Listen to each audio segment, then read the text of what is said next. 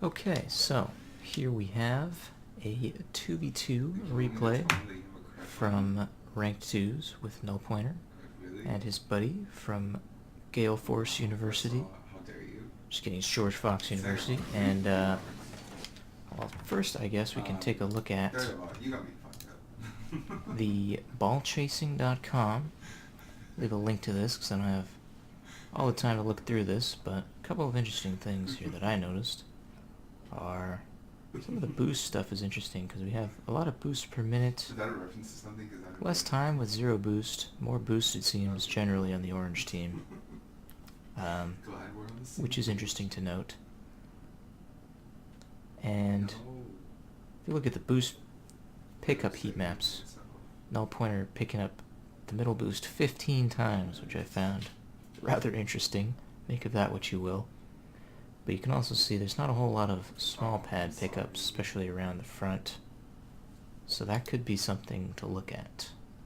Something potentially to be improved. Then we have positioning as well, which we can see the heat map as well here. Shows a lot of the time in this game. The ball was spent in the back half, so a lot of defense going on here. So there's a lot of interesting stats on here. Don't know what to make of them always because I'm not very good at that, but I will just dive into the replay analysis. Hopefully I can provide something decent here. So I took a look at this just before, thought about a few thoughts, and so right here the first thing we have is that hit was a little far out, and again we have situations a lot like this, generally in the corners or up in the front, where you end up diving for the ball when you might not necessarily need to. So right there, in this situation, recognizing that you're going to get beat by that guy is going to be a good thing. So right here, knowing that, you know, you might be thinking it'd be good to get a 50-50, but in this case, I think recognizing that you're going to get beat by that guy will end up helping you. Because now you don't have to recover to come back as much. Kind of a wonky recovery here as well. So definitely could be sped up a lot more. And then I think right here also you're a little bit far on the right side, so I'd probably swing more to the left and coming in behind your teammate in the goal line, which you kind of end up doing there, but see in this point you end up coming a little bit farther on the right side of the line, and right here you're in front of the line, so if something were to happen here, might not be in the best place to save it, so I think that's why you probably turned in more here. Now you're in a better position. But the thing is right here, you can see that the blue guy hits it out towards the center, and if the other teammate was there in the middle, could have been a really good passing play. So I think you guys are both out a little far forward, so that could be one issue. And then right here, you have an opportunity here. You got the ball, you got a boost in front of you, you got an opportunity to set up a passing play. So you got to do something where you can keep the best control of it to get to your partner. And you end up going for the ceiling shot play, which is, I think, always risky pretty much every time you go for it, but it wasn't the worst thing in the world. Teammate did a pretty good job of trying to maintain control of that, but now at this point you kind of had to swing out farther, so now the pressure has been lost a little bit. So at this point, your partner is going to be rotating back, doesn't have much boost, so did well here to make sure that you're defending right here. But in this case, we can see again a little bit right here. This turn is a little bit towards the center line. You can kind of see we're almost on the center line, in fact. So that's why you kind of end up having to turn all the way out here in order to turn back to get that save, which is a good save. But this is another case where you might have to pick probably the left side, come at it from that angle. You could even potentially go all the way back for the boost and swing inwards. But in this case, that's a pretty good hit, I think. It's a good place to put that, so now it goes up the wall, and there's not much they can really do with that. And you have an opportunity again to keep control of the ball, so that's a really good touch. But the problem is right here, now we have a really good opportunity to, you know, potentially hit the ball off and then use the flip to pass it out or try to ball carry through the air, air dribble or something, but end up getting kind of a weak hit and losing control of it. And then in this case, I think what happened is part of it was that he ended up getting that weak hit and losing control. But then the teammate here ended up pushing out a little bit too far, and then the real problem was that he ended up turning left, and then at this point he was kind of screwed and he had to go for the ball. So in this case, I think if he had recognized sooner that, like right here, that this is not going to turn out well, I think he should have continued this turn to the right and then played it safe and tried to defend. But in this case, he ended up turning to the left, and then he had to go for a challenge and ended up missing the challenge. He really needed the 50-50 there, so that would be the first goal. So a little mix of both of those things. So I think this spot right here is another interesting one on defense, because right here it seems like you think maybe you can go for it, but then at this point you recognize that he's got the ball. But you can see the position that you're at is a little far out in front of the goal line. So what happens here is that he ends up hitting the ball out, and you can see you have to curve your flight path to the right and then back towards the outside. So you have to end up, because you're too far forward in front of the goal line, it really makes it a lot harder to save this. So you have to end up having to go inside and then back out. And at this point, he could have saved that, or he could have made that. Probably would have been an instance where you would expect that to go in. So right here, instead of going out too far, I think perhaps the charge on potentially going out for the ball was a little too strong, and instead perhaps recognizing that he was going to get that hit and instead waiting and coming back. Instead of going out here, could have stayed back here like this and then gone up like that and 50'd the ball, which has been probably what I would have done there. And then right here again, another note is that right there you tried to go out for it again, but in keeping control of this, see, both of you now are a little bit far forward, so this guy could whip around and hit the ball off of the wall like he was trying to do, and it might have caused you some issues. So in that situation, I think perhaps not being so far forward might have been good. But right here we had a pretty good opportunity, good setup, right? Both charging up towards the field, towards the blue side. And then right here, this is where you have a decision to make. So you know that your teammate has just passed the ball, he might not have that much boost, and he's going to have to rotate out because he's in the corner. And you're down the center line, and the opponent is going to have the ball here, and he's potentially going to hit it straight back. So this is the situation where you have to think, do I go for the 50-50? Because I'm probably not going to be able to get this goal here because he's at least going to get something on it. So do I go for the 50-50 or do I turn back and try to defend and buy some time for my teammate?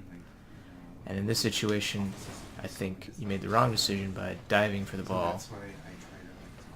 You should have recognized that either you're going to get beaten, or basically the options were, well, the outcomes of this decision are that you're either going to get beaten like you did, or you're going to get a 50-50. It could be a little risky. So in this situation, I would have turned back, because right here, if we look at the way he hit that, the opportunity that he had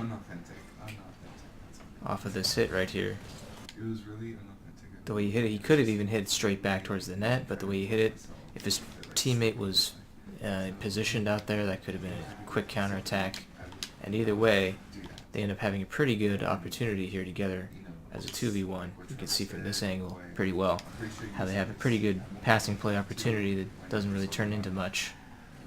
But so that's one instance where that decision ended up putting your team into a bad spot. And then right here, end up getting 50. Teammate probably should try to make sure he doesn't get 50 that way that hard, but should happen. So now I think this is a pretty solid idea in going up for the ball, and you make sure that you beat that guy.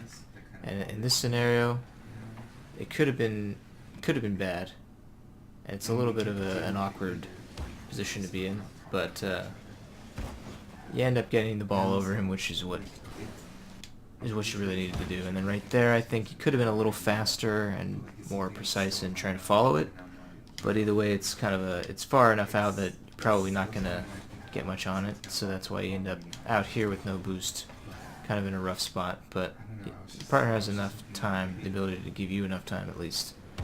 And then right here is another one that's like a little bit of a strange decision. I think just the way that you turned made this kind of like the option that you went with, which is a little strange, but it ended up working here, giving you a good opportunity here. But obviously the guy that's to the right of the screen is going to make a challenge on this, so now you have to try to outplay him, dribble him in some way. I think he'd probably try to fake or something there, and didn't end up working. So you might try to swing out and cut it to the right and pop it behind him. You know, plenty of options you have for dribbling there. And then I think in this situation, I probably would have rotated out, I think. But in this situation, you end up getting the bump, probably trying to get your teammate to go for that. And then he didn't realize it, so by the time it ends up happening, it's a 50-50. And in this situation here, I think you did, you know, right here, you gotta end up realizing that they're gonna have that ball. There's no way that you're gonna be able to challenge that. Your partner needs to have a little bit of time to get back. So right here, what I would have done is just try to turn right, turn back, and go towards the back boost. Because here you end up, you end up getting a bump on him, which helps, but it's not necessarily the best option out of that. So now, end up taking it back towards their side. And your partner ends up diving for something that perhaps he shouldn't have, putting you in kind of a bad situation. And then here you did a pretty good job of making sure you keep control of that. Good hits and good like 50s. Then right there, that hit really kind of ruined the control because now he lost the bounce. So now in this situation, really all you could really do is probably go to the right and try to pop it up, either over the guy or on top of your car or something. But either way, there's not a whole lot you can do at this point.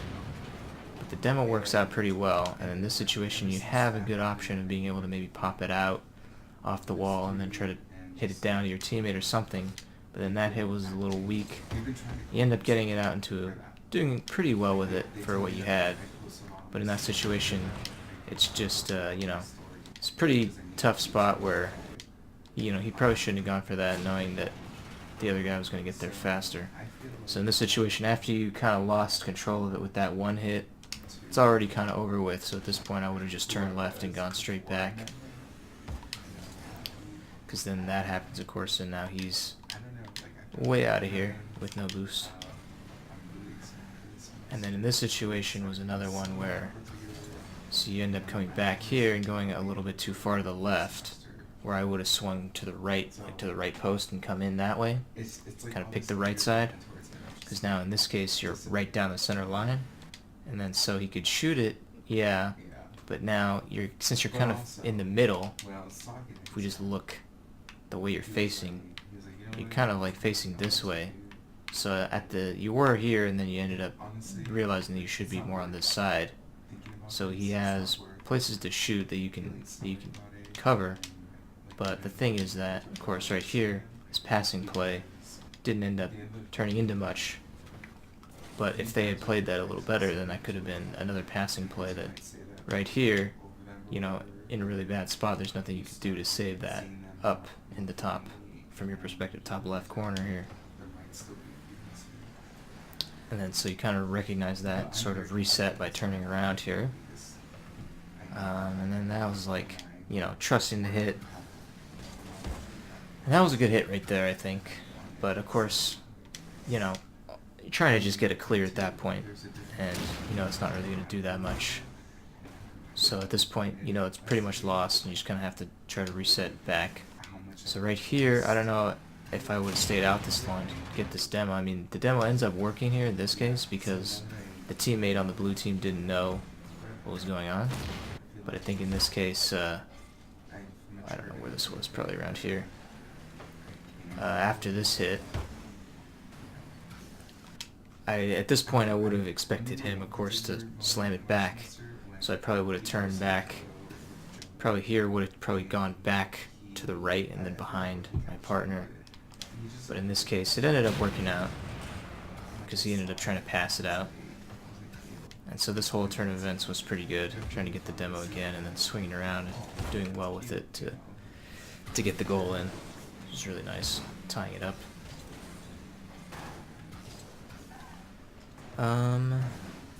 So yeah, and then right here another thing was, it seems like you just kind of went, I don't know, maybe a little too fast for your own good or something like that, where you, at this point you really don't need to go that quickly to try to charge after the ball. So you end up kind of just flipping out into a bad position and having to, now you don't have a whole lot of boost and you gotta rotate back, but in this is a case where, you know, teammate could have had better control on it, but it wasn't that bad. He ended up putting this out into a pretty good spot. And then right here though, you gotta make sure that you are reading the hits right. So that's kind of a tough one to read, but right here you can kind of tell that it's not quite gonna hit on the bottom, so it's gonna hit just above. So that's a situation where you can say, okay, that's gonna bounce up. So that's why right here you end up going out too far and now you're underneath the ball. And then this is a situation that's kind of sketch, but it's one of those situations where, like, it's not inherently bad. It's only bad if your teammate really doesn't know what's going on. If it confuses your teammate, then it's bad. So in this situation, it was really good because it ended up turning into a goal. But in a lot of situations, this might not be the best case scenario because your teammates might not know that you're going to go for this ball. Like, if I'm back, I'm probably expecting that I'm going to have to do this and you're going to reinforce behind me. So then this hit is a little strange to go for, so something that I probably wouldn't have gone for. And then the way that you hit it, or the way that you placed it, was not necessarily the best because, you know, if your teammate wasn't, he was still there, so it ended up working out, but if he wasn't there, it would have been a bad spot. But just the way that this ended up working out, I think your teammate, if you watch it from his perspective, you can see what happens, where he kind of sees that, okay, that's bouncing up. He tries to go for this boost, or I guess it was there, it's the replay, but so now he gets that boost, and this is exactly what I would expect him to do, give that boost, swing back, and then probably, you know, but see, this is the thing, is like, you're back, your teammate is forward, it's like, you kind of have to expect that at some point he might challenge, so that's kind of the thing. It's like, I think it worked out here because in this position, from this Dominus guy, you kind of expect that your teammate might try to go for it or try to like challenge it before. It's just that it's a little like, it was a little drastic, you know. It was a little late. Whereas, you know, in this position normally it's on the ground or something and your teammate's out forward, you expect him to try to get a challenge on it, but in this case, you know, you ended up challenging it off of the crossbar right in front of him, which is a little sketchy, but you know, he handled it really well because he ended up, you know, getting this in. So that's just you know, one of those things that you might have to communicate with.